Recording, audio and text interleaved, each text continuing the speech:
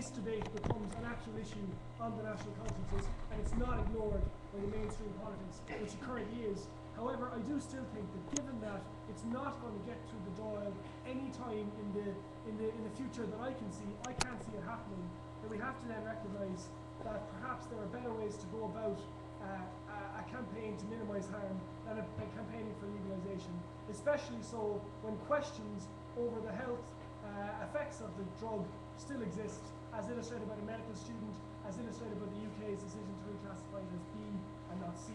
Cannabis may not be harmful to society in the same way as drink, but we can't even cope with that. I just think we should be careful, and in that case the government is always going to err on the side of caution.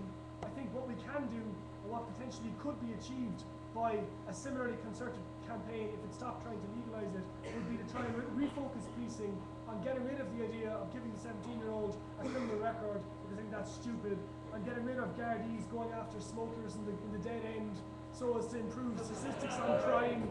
I think that's also a stupid idea. Like, statistics are just statistics. They should go for organised crime. They should forget about the ordinary user. But I still think legalising sends a fundamental message about drugs which blurs the lines. And for that reason, I do think that there is scope to improve the situation and minimise harm without legalising potentially.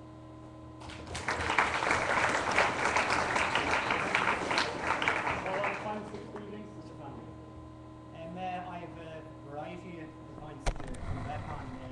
The first thing, maybe you might pick me up wrong, I wasn't actually referring to the fact that it should be legalised for medical purposes. I can go down here and get involved in the debate on that. My point was that how can it cause cancer and cure cancer at the same time? You know? It doesn't make sense. The government are telling us it causes cancer, and then there are studies showing that it causes apoptosis, programmed cell death, and actually inhibits cancer tumours. So how the hell can it do both? It doesn't make sense. In relation to Holland being a hellhole, yes, apparently it is, and Amsterdam is a hellhole, UNICEF has released a report 2 months ago saying that the happiest children in the world live in Holland. Why? Because they have an excellent health service. They have the lowest teenage pregnancy rate in the world.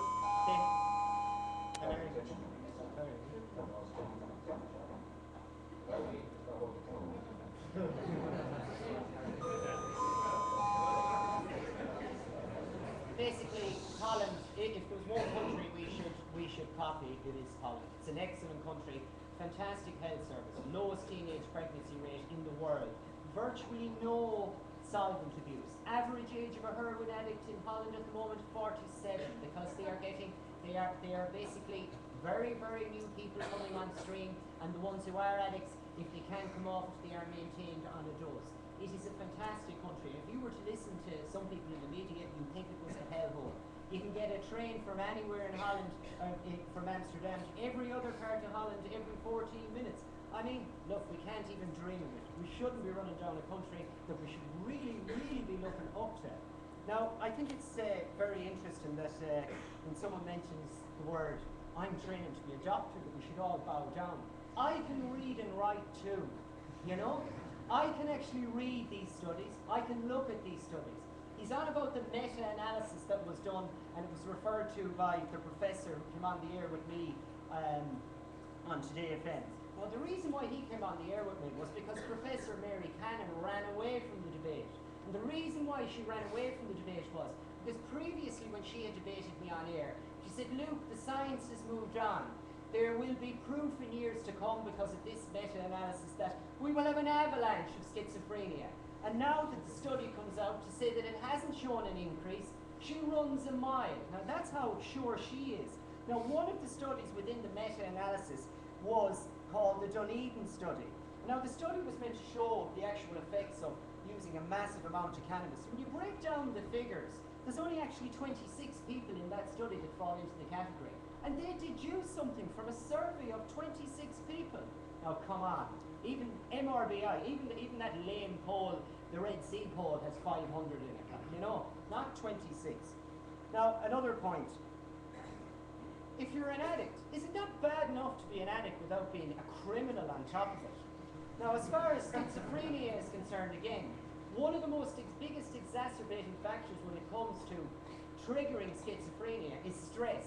Now, if you have a propensity towards getting schizophrenia, what help is it to you that you can be dragged into the Garda station at any moment without any notice, strip searched, demeaned, dragged through the courts, have your name emblazoned across your local newspaper, totally give you a bad name around your area?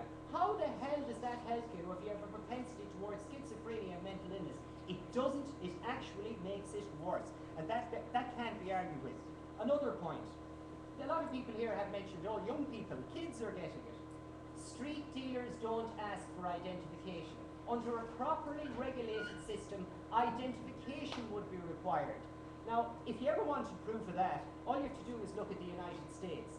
A lot of people, you can't drink until you're 21 years of age. So people go and take weed instead because you can get it. And if properly regulated, they wouldn't be able to get it. There's a couple of other points. The alcohol overdose argument. My experience of having a smoke is that I never really get around to having more than 4 pints, or maybe 3. And my mates are going, oh, you don't really like drink. In fact, my fellow councillors on the council, one about ASBOs and antisocial behaviour all the time, nearly every one of them drink like fish. And I have gone away on 2 junkets with these people. Junkets, that's what they are. I went to Brussels to basically go to Ypres I went to Ypres in Belgium just to go over and honour the war dead that basically died in the Battle of the Somme and all that sort of stuff. Look, I was sitting at the dinner table 2 nights